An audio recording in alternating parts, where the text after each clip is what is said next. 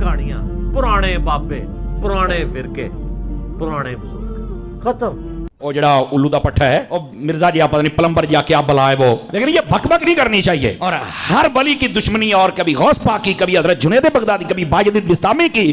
مطلب بندے کو کتا ہونا چاہیے پر انٹرنیشنل کتا تو نہیں نہ ہونا چاہیے۔ سارے انہوں ہی پہ گئے ہیں۔ میرے پاس کلپ کسی دوست نے بھیجا، کہہ رہا ہے ماں تے شاہی کوئی نہیں، ماں کے بارے میں ماں تے شاہی کوئی نہیں، ماں کیا شاہ بے؟ اوہ مجھے تب سمجھ آئی، میں سمجھتا تھا یہ تو صرف پیو کوئی نہیں، یہ تو ماں بھی کوئی نہیں، یہ تو کھوتی دا پتر لگ رہا ہے مینوں، یہ تو کسی جانور کا بچہ ہے یار۔ تیری ماں ہی تینوں پوچھ لیندی، پہلے بزرگاں دا مخالف بنے، ہن تو مینوں پہ گیا یار۔ ایسا یتیم العلم یزید الفکر خبیث النسل والاصل والعقل مطمئن کمینہ انٹرنیشنل بغیرت۔ پتہ کیا کہتا ہے یہ سیوطی کیا ہے؟ سیوطی امام جلال الدین سیوطی شافعی رحمت اللہ علیہ، آپ کا ذکر ہے۔ سیوطی کیا ہے؟ سیوطی نے بندے دیکھے ہونے نے، سیوطی میں ماں جیسے منہ پھٹ ایسے بک بک کر رہا ہے۔ اب میں کیا سن، اے سالہ حضرت ملنگ دا جواب سن، تو سیوطی نہیں، تو جہلم دی کتی ہے جڑا ہر بندے نو پہ گئی ہے تو، لیکن تینوں پتہ کوئی نہیں نا، تو ساڈی ایک سٹ نہیں پچانی پترا۔ اس واسطے اپنی زبان بند کر، بکواس بند کر، اینو سیوطی بنن دا چاہ چڑھے ہوئے۔ میں کہا بلے ہو شیرا، کیا بازاد دی کوٹ کی لی چھتیریاں نو جپے۔ آپ کو یہ نہ کہے کہ یہاں قادری صاحب آپ نے تھوڑا سا نا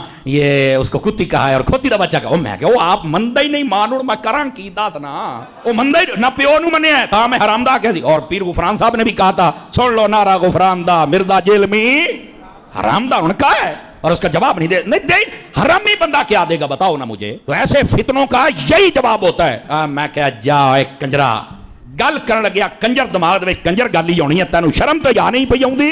اور اب تو اس مہینہ ایک مہینے کے اندر جتنا یہ ننگا ہوا ہے نا، اور جتنا یہ ایکسپوز ہوا ہے، میں کہتا ہوں اگر یہ بغیرت اور کمینہ اور حرامی نہ ہو تو یہ ویسے ہی مر جائے، اگر حلالی ہو تو۔ اتنا زیادہ ذلیل ہوا ہے۔ اور لانتیا تجھے نہیں پتا، ویسے بھی تو انجینئر ہے، رکشے کھول کے کس تیرا توکی نہیں بنتا ہے شعبے۔ مولوی اسی 10 سال اسی پڑھے ہے، یہ کہندے داڑھ تھلے آئے ہیں، میں نہیں اس کو کہتا داڑھ تھلے آئے، کیونکہ اسی منہ جدوی شے پائیے، حلال شے پائیے، حرام شے کدی نہیں پائی اسی۔ اینو میں ویسے ہی رینج تھلے دیاں گا، پھر میں پوچھاں گا پتر ہوں دس۔ ابھی وہ اگلے دن ایک مولانا صاحب نے میرے خلاف کلپ چڑھایا ہوا اور گالیاں دیں۔ یقین کریں ہمارے اسٹوڈنٹس کو تو جو بیچارے جذباتی قسم کے ہیں نا، وہ ویڈیوز دیکھ کے غصہ آتا ہے۔ جو میرے ساتھ بیٹھنے والے ہیں نا، وہ میرے ساتھ بیٹھ کے ہنستے ہیں صرف ویڈیوز دیکھ کے۔ میں آج تک اپنے کسی میرے خلاف جتنی بھی گالی گلوچ والی ویڈیو ہے، مجھے کبھی بھی دیکھ کے نہ تو کبھی غصہ آیا نہ کبھی کوفت ہوئی ہے، بلکہ میری تو میمز ہی وہی ہوتی ہیں جس میں مجھے گالیاں نکال رہے ہوتے ہیں۔ مجھے تو مزہ آتا ہے کہ یار ان کے پاس اب کوئی چیز نہیں ہے سوائے گالیاں نکالنے کے۔ باقی اس چیز کا ضرور دکھ ہوتا ہے کہ ان کی کیا اسلامی تربیت ہوئی ہوئی ہے، وہ الگ بات، لیکن اس کا مجھ سے تو کوئی لینا دینا نہیں۔ تو اگلے دن ایک مولانا نے ایک ویڈیو چڑھائی ہوئی کہ انجینئر صاحب کہتے ہیں ماں تے شاہی کوئی نہیں۔ اب اللہ کے بندو، مطلب یہ کوئی بات ہوئی ہوگی نا، اس کے کوئی شروع میں کوئی اول آخر کوئی بات ہوئی ہوگی، ٹھیک ہے۔ یہ بات تو اللہ کے نبی نے بات کی ہوئی ہے، بخاری مسلم دونوں میں حدیث ہے، تم میں سے کوئی شخص اس وقت تک مومن ہی نہیں ہو سکتا جب تک کہ میں اسے اس کے ماں باپ، اولاد، سب لوگوں سے بڑھ کر عزیز نہ ہو جاؤں۔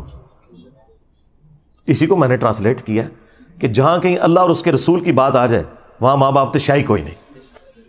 آپ مجھے بتائیں، یہ تو حدیث ہے بخاری مسلم کی، اس کو ظاہر ہے میں نے اپنے انداز میں بیان کیا ہے نا۔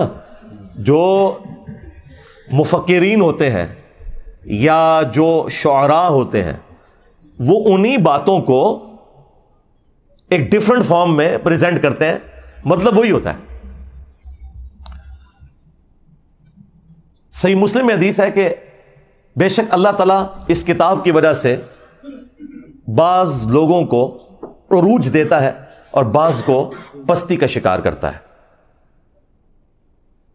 اور یہ چونکہ مضارع کا صیغہ مستقبل کو بھی کفایت کرتا ہے کہ اللہ قرآن کی وجہ سے کچھ لوگوں کو عروج دے گا، کچھ کو زوال دے گا۔ لیکن ڈاکٹر اقبال نے اسی حدیث کو ٹرانسلیٹ کیا ہے ماضی کے صیغے میں۔ وہ زمانے میں معزز تھے مسلمان ہو کر، اور تم خوار ہوئے تارک قرآن ہو کر۔ یہ جواب شکوہ کا شعر۔ حدیث میں تو یہ نہیں تھا، حدیث میں یہ تھا کہ اس کتاب کی وجہ سے قوموں کو عروج ملے گا اور بعض کو زوال ملے گا۔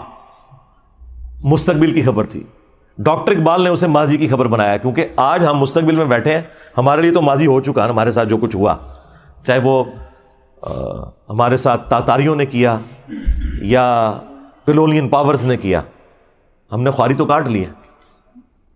تو اسی بات کو ایک ڈفرنٹ انداز میں انہوں نے پہنچا دیا کہ محمد سے وفا تو نے تو ہم تیرے ہیں، یہ جہاں چیز ہے کیا لوح و قلم تیرے ہیں.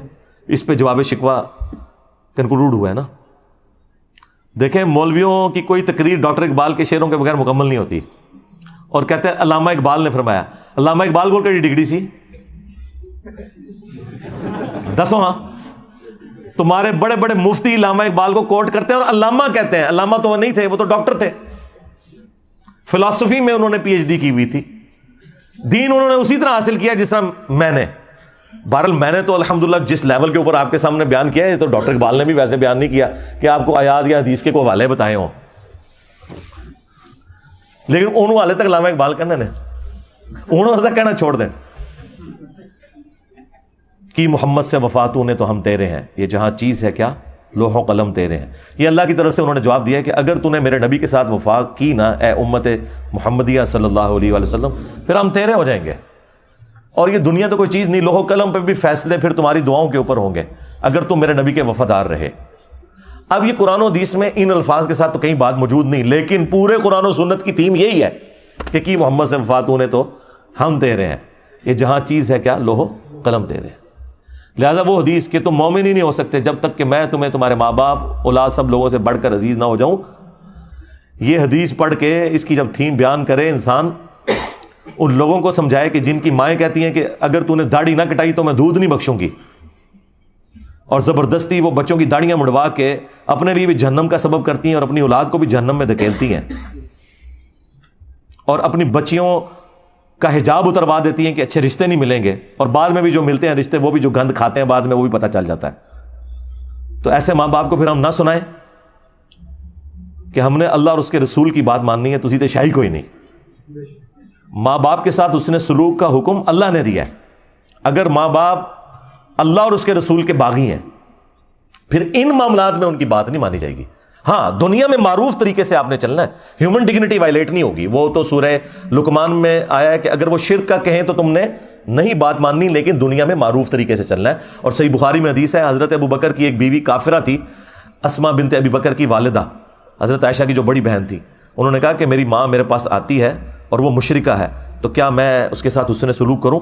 تو اللہ کے نبی صلی اللہ علیہ وآلہ وسلم نے فرمایا کہ ہاں تم اس کے ساتھ حسن سلوک کرو. یعنی دنیا میں آپ نے معروف طریقے سے معاملات کو لے کے چلنا ہے، سیدھی سی بات ہے. اس طرح آؤٹ آف کانٹیکسٹ تو آپ جس کی بھی چیز کو کاٹتے رہیں، اس کا تو کوئی اینڈ ہی نہیں ہونا، آپ جو مرضی کرتے جائیں. لیکن آپ نے فرق دیکھا، ہمارے اسٹوڈنٹس یہ حرکت کسی کے ساتھ نہیں کرتے، اور ہمارے مخالفین کرتے ہی یہی ہیں، اور اپنا لقمہ اس کے منہ میں داخل کرتے ہیں، اور پھر کہتے ہیں جی جوڈیشری سے کیسز کیوں فارغ ہو جاتے ہیں. یار جوڈیشری میں جو لوگ بیٹھے ہوئے ہیں وہ ملوٹے تو نہیں ہیں، تمہارے بزرگوں کے عبادت گزار تو نہیں ہیں. جوڈیشری نے تو اپنے معاملات کو لے کے چلنا ہے، انہوں نے آئین اور قانون کے مطابق معاملے کو دیکھنا یہ بات اس طرح ہے یا نہیں ہے، اس کے بعد انہوں نے فیصلہ سنا دینا. ان کو تو اس سے غرض ہی کوئی نہیں ہے. تو یہ اسی لیے اس طرح کی آؤٹ آف کانٹیکسٹ چیزیں فارغ ہوتی ہیں کہ وہ باتیں ویسے ہوتی نہیں ہیں. اور دوسرا ان چیزوں سے آپ کو یہ پتہ چل گیا کہ ہمارے مخالفین کے پاس نہ اب قرآن بچا ہے نہ سنت بچی ہے کہ وہ پیش کر سکیں ہماری مخالفت میں. پہلے بھی خیر کوئی نہیں تھے پیش کرتے، ابھی بھی کوئی تھوڑا بہت کوئی پڑھن پہ گئے نا، تو وہ دی وجہ صرف یہ ہے کہ میں نے قرآن و سنت بیان کرنا شروع کیا، تو اب یہ جمعے کے خطبوں میں تیاری کرتے ہیں اور کوئی نہ کوئی قرآن کی آیت یا حدیث بیان کر کے کوشش کرتے ہیں کہ پبلک کو بتائیں، ریفرنسز دیں نہ دیں ان کی اپنی مرضی. تھوڑا بہت کوئی ابھی علمی شغف بھی آیا تو ابھی آنا شروع ہے، اچھی بات ہے، ہم اسے اپریشیٹ کرتے ہیں، ایسے ہی ہونا چاہیے. تو اس لیے میں جب کسی ٹاپک کے اوپر بات کروں اور وہاں پہ تفصیلی جواب ریکوائرڈ ہو تو میں بتا دوں گا آپ کو کہ بھی فلاں ویڈیو دیکھ لیں. ہر دفعہ تو میں ہر جواب کو ریپیٹ نہیں کر سکتا، اس کا تو پھر ہم تو یہاں کئی دن بیٹھے رہیں گے سوالات کے جوابات کے لیے. ورڈک دینا یہ میری ذمہ داری ہے، پرچی پڑھ کے آپ تک بات صحیح طریقے سے پہنچانا.